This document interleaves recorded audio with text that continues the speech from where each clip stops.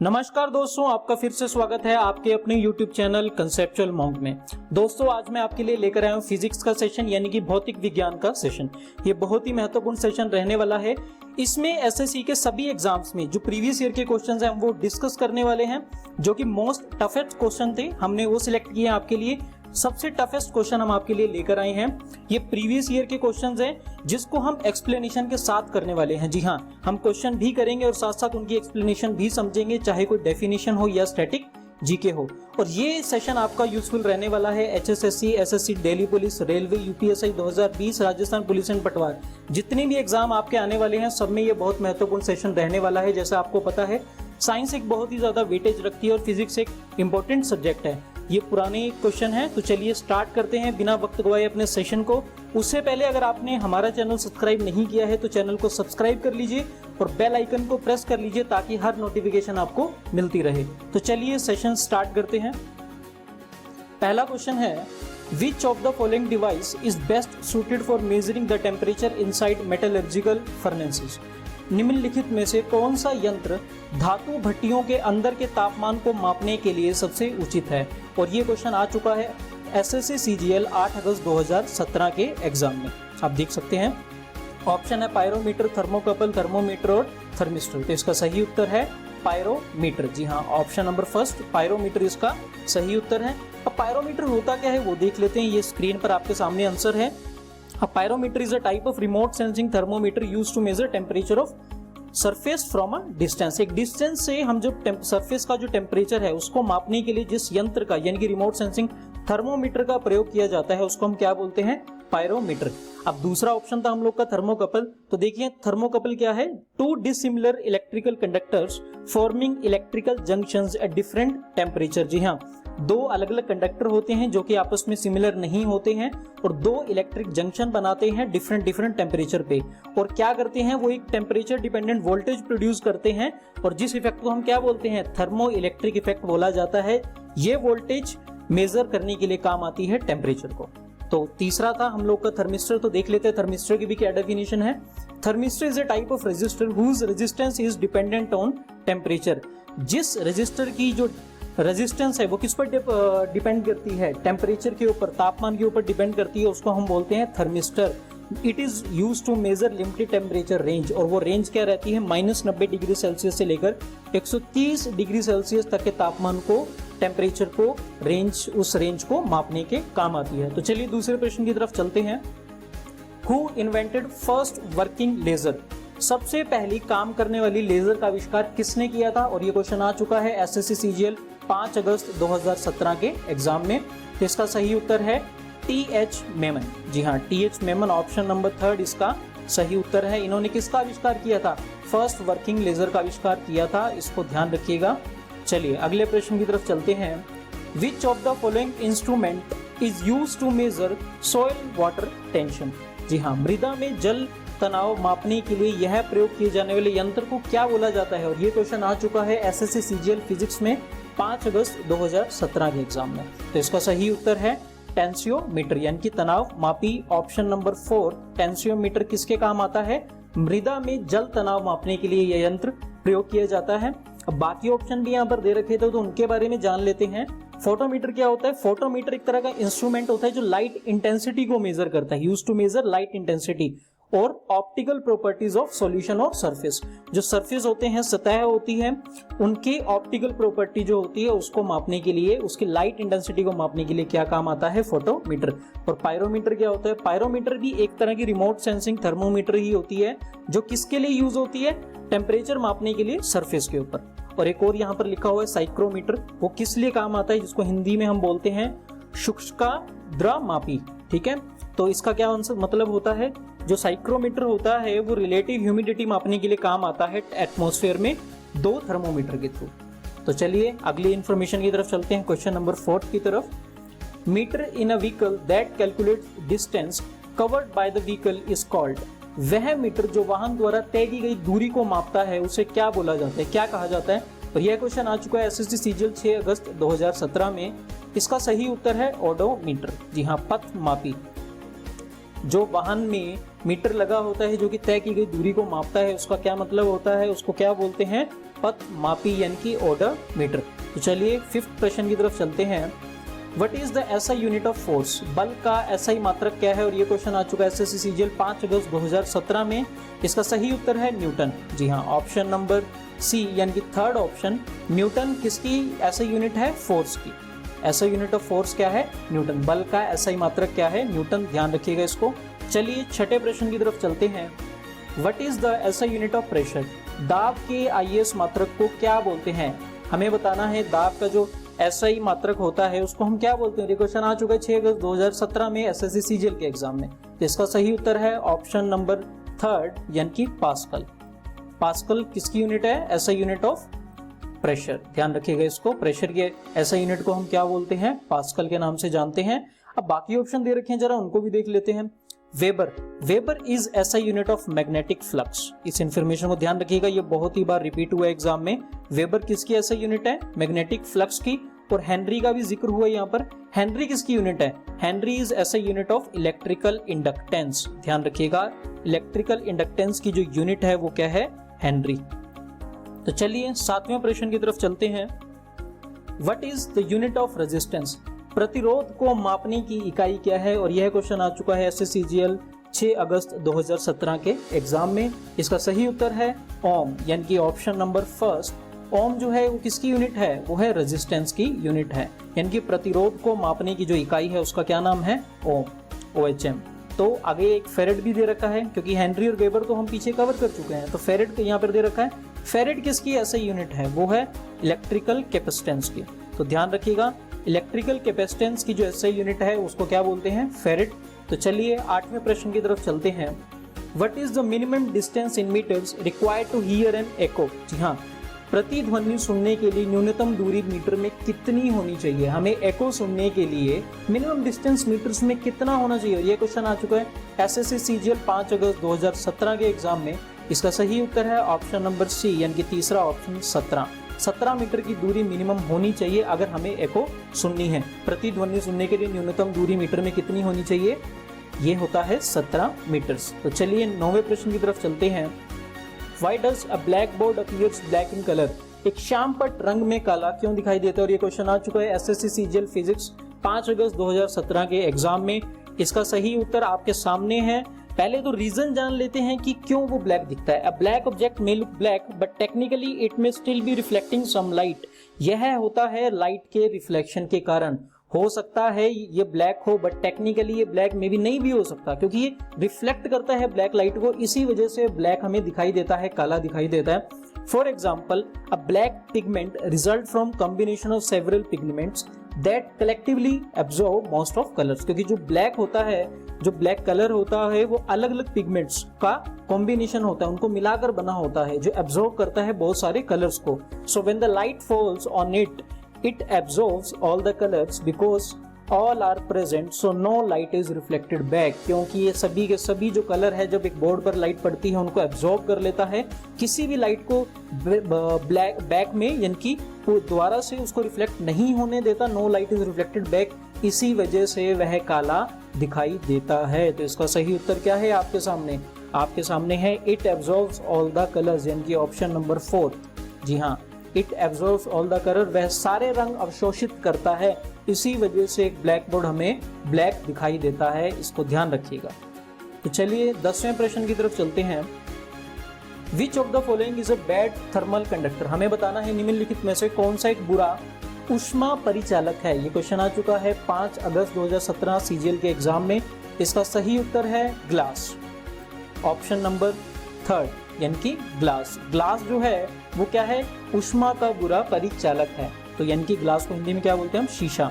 अब ये बात करते हैं कि ऐसा क्यों है। थर्मल कंडक्टिविटी होता क्या है? Thermal conductivity is a property of a material to conduct heat, यानी कि ऊष्मा कंडक्ट करता है जब कोई मटेरियल, उस मटेरियल की उस प्रॉपर्टी को हम क्या बोलते हैं? उसे बोलते हैं हम, उस प्रिंसिपल को बोलते हैं thermal conductivity. Heat transfer occurs at a lower rate across material of low thermal conductivity than across material of high thermal conductivity. Heat जो ट्रांसफर होती है, जो ऊष्मा है वो जो ट्रांसफर होती है यानी कि दूसरे सरफेस पर वो जाती है, वो क्यों होती है? लोअर रेट में, जो लोअर रेट का मटेरियल होता है जिनकी लो थर्मल कंडक्टिविटी है वहां पर लोअर रेट में होता है अगर कंपेयर करें हाई थर्मल कंडक्टिविटी मटेरियल से। तो चलिए 11वें प्रश्न की तरफ चलते हैं। Which of the following device used to measure humidity? हमें बताना है निम्नलिखित में से कौन सा यंत्र का प्रयोग आर्द्रता मापने के लिए किया जाता है। इसका सही उत्तर पहले तो देख लेते हैं कहाँ है। 8 अगस्त 2017 एसएससी सीजीएल के एग्जाम का क्वेश्चन है। इसका सही उत्तर है हाइग्रोमीटर। ध्यान रखिएगा हाइग्रोमीटर, इसमें जी आता है, कई बार हम हाइड्रोमीटर लगा आते हैं जो कि गलत हो जाएगा। ऑप्शन नंबर फर्स्ट नहीं है, इसका सही उत्तर है ऑप्शन नंबर सेकंड हाइग्रोमीटर यानी कि आर्द्रता मापी। तो हाइड्रोमीटर और एरो, अब यहाँ बात कर हाइग्रोमीटर का तो हमें पता चल गया। अब देखते हैं हाइड्रोमीटर और एरोमीटर क्या होता है। Hydrometer is an instrument that measures specific gravity relative density of liquids. जो लिक्विड की स्पेसिफिक ग्रेविटी यानी कि रिलेटिव डेंसिटी मापने के लिए जिस यंत्र का, जिस इंस्ट्रूमेंट का हम प्रयोग करते हैं उसको हम बोलते हैं हाइड्रोमीटर या aerometer. The ratio of density of liquid to the density of water, यानी कि इन दोनों को ये मेजर करता है। तो चलिए 12वें प्रश्न की तरफ चलते हैं। Reflection from a smooth surface like that of a mirror is called, उसको किस रिफ्लेक्शन का नाम दिया जाता है? दर्पण जैसे चिकने पृष्ठ से होने वाले परावर्तन को कौन सा परावर्तन कहते हैं? ये क्वेश्चन आ चुका है 6 अगस्त 2017 के एग्जाम में। तो इसका सही उत्तर है ऑप्शन कौन सा? इसका सामने है ये फर्स्ट ऑप्शन रेगुलर, यानी कि नियमित जो रिफ्लेक्शन उसको हम बोलते हैं। अब रेगुलर रिफ्लेक्शन यानी कि नियमित रिफ्लेक्शन होती क्या है इसके बारे में देखते हैं। Reflection such as the angle of reflection of light is equal to the angle of incidence. जब angle of reflection angle R is equal to angle of incidence के इक्वल हो जाता है तो इसमें यहाँ पर जो रिफ्लेक्शन होती है and on the opposite side of normal to the point of incidence, ऐसी रिफ्लेक्शन को हम क्या बोलते हैं? Regular reflection. जी हाँ, ऐसी रिफ्लेक्शन जहां पर angle of reflection of light is equal to the angle of incidence and on the opposite side of normal to the point of incidence, ऐसी रिफ्लेक्शन को बोला जाता है रेगुलर रिफ्लेक्शन। डिफ्यूज रिफ्लेक्शन किसे बोलते हैं? डिफ्यूज रिफ्लेक्शन जो कि ऑप्शन नंबर सी में दिया हुआ था, डिफ्यूज रिफ्लेक्शन बोलते हैं is a reflection of light or other waves or particles from surface such as a ray incidents on the surface is scattered at many angles rather than at just one angle। यानी कि diffuse reflection में क्या होता है? बहुत सारे angle होते हैं, scattering of light at many angles rather than one angle, यानी कि एक एंगल पर स्कैटर नहीं होती है लाइट, बहुत सारे एंगल्स पर जब स्कैटर होती है लाइट, ऐसे एंगल को हम बोलते हैं, ऐसे रिफ्लेक्शन को हम बोलते हैं डिफ्यूज रिफ्लेक्शन। तो चलिए 13वें प्रश्न की तरफ चलते हैं। Who invented vacuum pump? निर्वात पंप का आविष्कार किसने किया था? ये क्वेश्चन आ चुका है 6 अगस्त 2017 के एग्जाम में। तो इसका सही उत्तर है ओटो वॉन ग्यूरिक। जी हाँ, ओटो वॉन ग्यूरिक यानी कि गेरिक ने इनका क्या किया था? ये इन्होंने इन्वेंट किया था वैक्यूम पंप यानी कि निर्वात पंप का आविष्कार किया था। ऑप्शन नंबर फर्स्ट, इसे ध्यान रखिएगा। वैक्यूम पंप का जो इन्वेंशन था वो किसने किया था? ओटो वॉन ग्यूरिक ने किया था।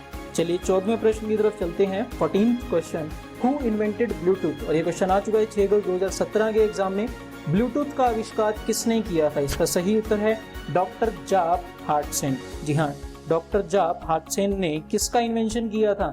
इन्होंने बनाया था ब्लूटूथ जो हम यूज करते हैं अपने मोबाइल और लैपटॉप्स में। ब्लूटूथ का आविष्कार किसने किया था? डॉक्टर जाप हार्टसेन ने। इसको ध्यान रखिएगा, काफी इंपॉर्टेंट क्वेश्चन है और ये रिपीट भी आपके सामने हो चुका है एग्जाम में। ऑप्शन नंबर थर्ड, डॉक्टर जाप हार्टसेन ने इन्वेंट किया था ब्लूटूथ।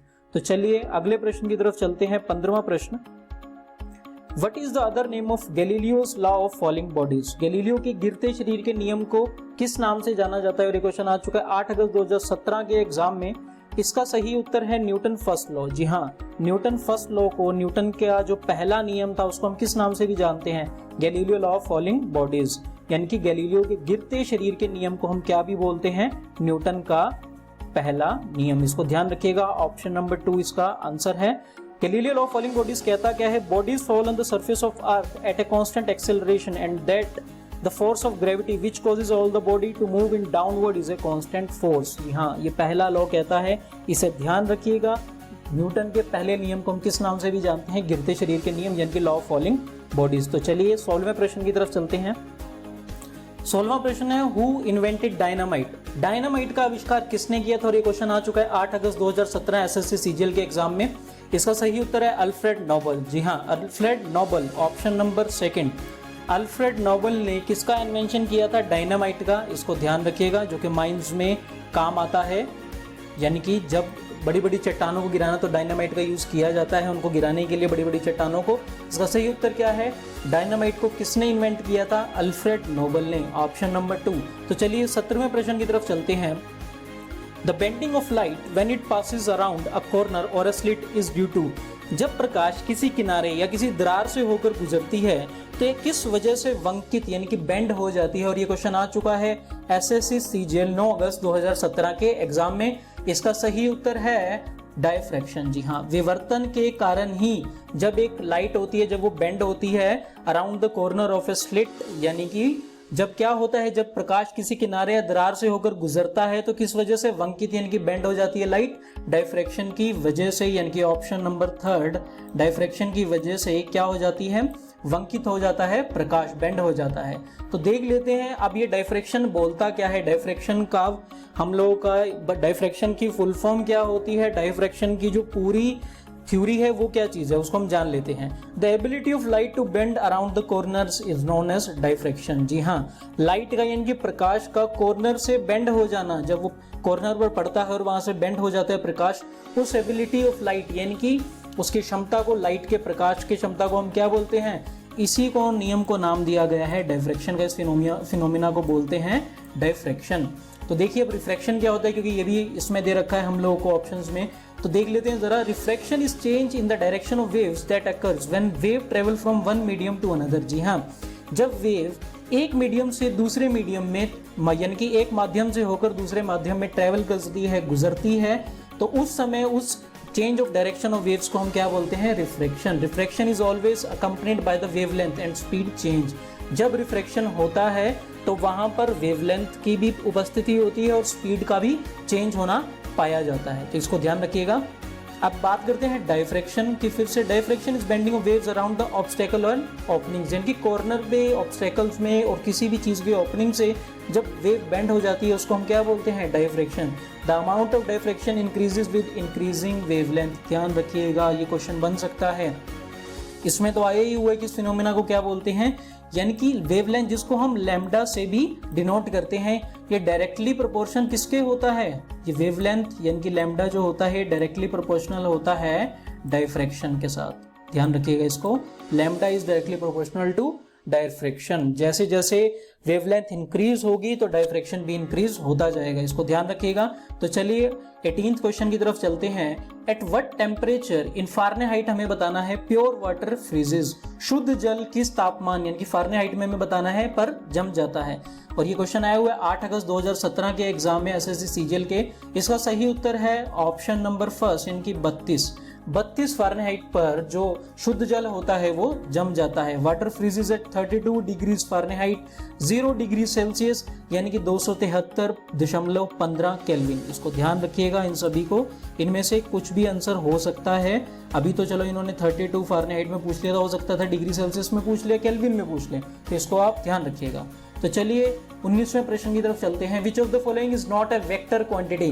निम्नलिखित में से कौन सा एक सदिश मात्रा नहीं है। ये क्वेश्चन आ चुका है 8 अगस्त 2017 के एग्जाम में। इसका सही उत्तर है इलेक्ट्रिक करंट यानी कि विद्युत धारा। विद्युत धारा जन की ऑप्शन नंबर कौन सा है, सेकंड ऑप्शन क्या कहता है कि ये वेक्टर क्वांटिटी नहीं है, ये स्केलर क्वांटिटी है।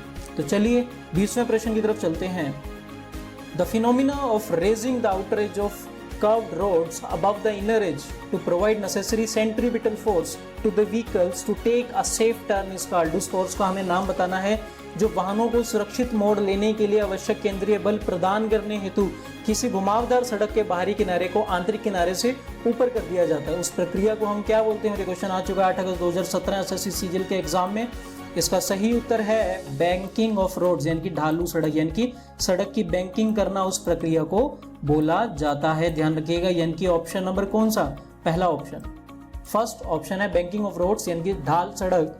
अब ये होता क्या है, if a road is bent so that the outer as is above the inner as, जो आउटर एज होता है इनकी बाहरी किनारा होता है वो अंदर वाले किनारे से हमेशा ऊपर रखा जाता है, अबव रखा जाता है, then a portion of normal force from the roads on the tyres point toward the center of track, this fraction of normal force can provide enough centripetal force to keep the car moving in a circle। जी हाँ, car को circle में घूमने के लिए यानी कि गोलदार यानी कि घुमावदार घूमने के लिए सेंट्रीपिटल फोर्स की रिक्वायरमेंट होती है। तो इसी तरह ट्रैक को बनाया जाता है कि आउटर एज जो होगा हमेशा इनर एज से ऊपर होगा, अबव होगा, और जो नॉर्मल फोर्स लगेगी टायर्स के ऊपर toward the centre of track, इस तरह से उसे एक फ्रैक्शन प्रदान हो जाएगा जिसको हम सेंट्रीपिटल फोर्स के नाम से जानते हैं। तो चलिए 21वें प्रश्न की तरफ चलते हैं।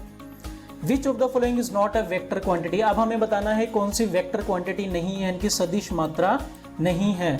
पिछला भी क्वेश्चन एक आया था, देखिए ये भी एक वेक्टर क्वांटिटी का क्वेश्चन था, और ये भी 8 अगस्त के 2017 के पेपर में था, और ये भी 8 अगस्त के 2017 के एग्जाम में है।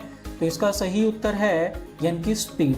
स्पीड एक वेक्टर क्वांटिटी नहीं है, ये एक स्केलर क्वांटिटी है। Speed is not a vector quantity, it is a scalar quantity.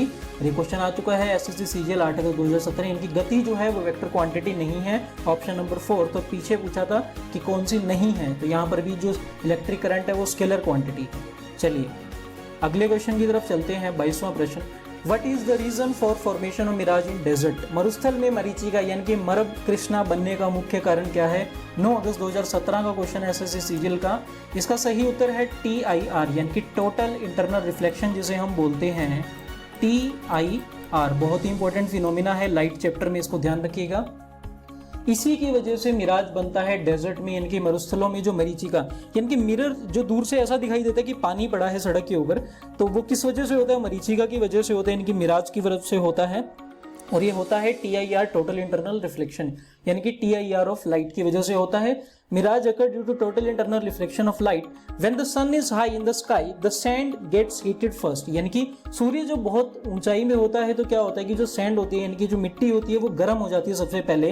Then the layers of air above it, यानी कि जो ऊपर की जो एयर की लेयर्स हैं उनसे पहले मिट्टी गर्म हो जाती है। तो जो रेज होती है from the trees travel from an optical denser air layer to the rare air layer. क्या होता है, जो रेज होती हैं ट्री के लेवल से, ट्रीज के लेवल से क्या होता है कि optically denser air layer to the rare layer की तरफ ट्रेवल करता है और बेंड हो जाती है नॉर्मल से वो बेंड हो जाती है। This bending continues and the stage is reached where the angle of incidence become greater than critical angle and the TIR reflection takes place.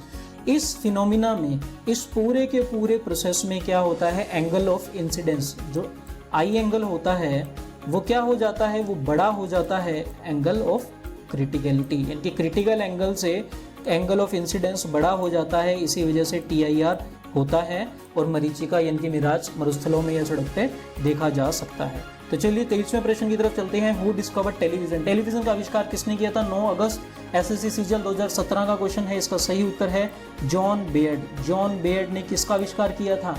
इन्होंने टेलीविजन का आविष्कार किया था, इसे ध्यान रखिएगा। तो चलिए 24वें प्रश्न की तरफ चलते हैं।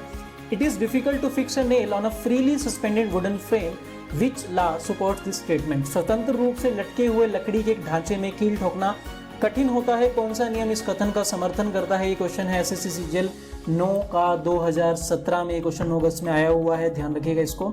चलिए इसका ऑप्शन क्या है? इसका ऑप्शन है न्यूटन थर्ड लॉ, यानी कि ऑप्शन नंबर 3 यहाँ पर न्यूटन थर्ड लॉ। न्यूटन के तीसरे नियम के अनुसार स्वतंत्र रूप से लटके हुए लकड़ी के ढांचे में कील ठोकना कठिन होता है, इस नियम के तहत ऐसा होता है, इसको ध्यान रखिएगा। When a wooden frame is held firmly against a support, then the nail is hit.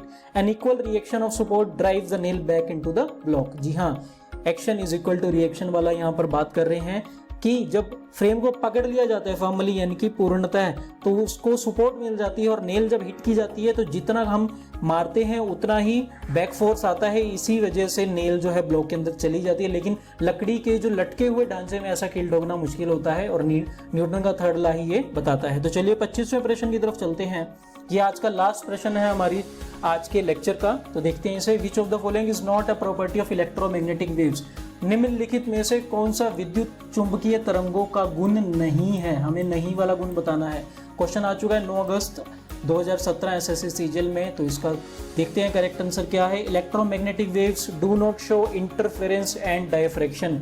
यह जो कथन है, यह जो प्रॉपर्टी है ये इलेक्ट्रोमैग्नेटिक वेव्स की प्रॉपर्टी नहीं है। Electromagnetic waves do not show interference and diffraction, यानी कि कौन सा उत्तर है? पहला क्या कहता है ऑप्शन? विद्युत चुंबकीय तरंगे व्यक्तीकरण या विवर्तन नहीं दिखाती है, ये प्रॉपर्टी नहीं है इलेक्ट्रोमैग्नेटिक वेव्स की। बाकी तीनों जो हैं बचे हुए ऑप्शन, ये प्रॉपर्टी होती हैं इलेक्ट्रोमैग्नेटिक वेव्स की। तो आप इसको ध्यान रखिएगा कि कौन सी प्रॉपर्टी होती है इलेक्ट्रोमैग्नेटिक वेव्स की। अब ये वेव्स की प्रॉपर्टी जो होती है उसको एक बार देख लेते हैं, कौन कौन सी प्रॉपर्टी होती है इलेक्ट्रोमैग्नेटिक वेव्स की। Electromagnetic waves are composed of oscillating magnetic and electric field. जी हाँ, मैग्नेटिक और इलेक्ट्रोमैग्नेटिक फील्ड से बनता है, तभी इसका नाम क्या है? Electromagnetic waves. इलेक्ट्रिसिटी और मैग्नेटिक फील्ड दोनों होती है वहां पर। EM waves travel with a constant velocity of 3 × 108 ms⁻⁻1 in the vacuum। इसको ध्यान रखिएगा। EM waves are transfer waves, this means that they are measured by the amplitude and wavelength। जी हाँ, ये ट्रांसफर वेव्स के नाम से भी जानी जाती है। इनको मेजर किया जाता है एम्पलीट्यूड यानी कि हाइट की बात कर रहा है, और वेवलेंथ यानी कि किसकी बात कर रहे हैं? Distance between the highest and lowest points of to consecutive waves. दो वेव्स के जो हाईएस्ट और लोएस्ट पॉइंट्स के बीच के डिस्टेंस को ही वेवलेंथ के नाम से जाना जाता है। और ये एम्पलीट्यूड और वेवलेंथ यानी कि हाइट और वेवलेंथ दोनों के द्वारा मापी जाती है। इसे ट्रांसवर्स वेव भी बोला जाता है क्योंकि इसमें इलेक्ट्रिक और मैग्नेटिक फील्ड दोनों होते हैं, तो ध्यान रखिएगा इसे। तो चलिए दोस्तों, आज के सेशन में इतना ही। आज हमने 25 क्वेश्चन कवर कर लिए हैं। धन्यवाद आपका, बहुत बहुत साथ अपना बनाए रखिएगा। अगर आपने चैनल सब्सक्राइब नहीं किया है तो चैनल को सब्सक्राइब कर लीजिएगा और बेल आइकन को प्रेस कर लीजिएगा ताकि हर नोटिफिकेशन आपको मिलती रहे। और अगर आपने मेरी प्रीवियस वीडियोस नहीं देखी हैं तो एक प्लेलिस्ट हम लोगों ने बनाई हुई है, आपकी स्क्रीन पर भी आ जाएगी। जीके जीएस स्पेशल प्लेलिस्ट है, आने वाले सभी एग्जाम में आपको बहुत हेल्प करेगी। हम सब्जेक्ट को उसमें टारगेट कर रहे हैं, चाहे वो हिस्ट्री हो, पॉलिटी हो, कोई भी जो हम लोग का है, फिजिक्स हो, केमिस्ट्री हो, सबको टारगेट कर रहे हैं। बहुत अच्छे अच्छे क्वेश्चंस आपके लिए लेकर आ रहे हैं, सिलेक्टेड क्वेश्चंस हैं। अपने एक्सपीरियंस हम आप लोगों के साथ शेयर कर रहे हैं। तो अगर आपको वीडियो अच्छा लगा हो तो चैनल को सब्सक्राइब जरूर कीजिएगा और वीडियो को लाइक, शेयर और कमेंट करना मत भूलिएगा। ज़्यादा शेयर कीजिएगा अपने दोस्तों के साथ। तो चलिए अगले वीडियो में मिलते हैं फिर कुछ नए एक्साइटिंग क्वेश्चंस के साथ। तब तक के लिए धन्यवाद दोस्तों।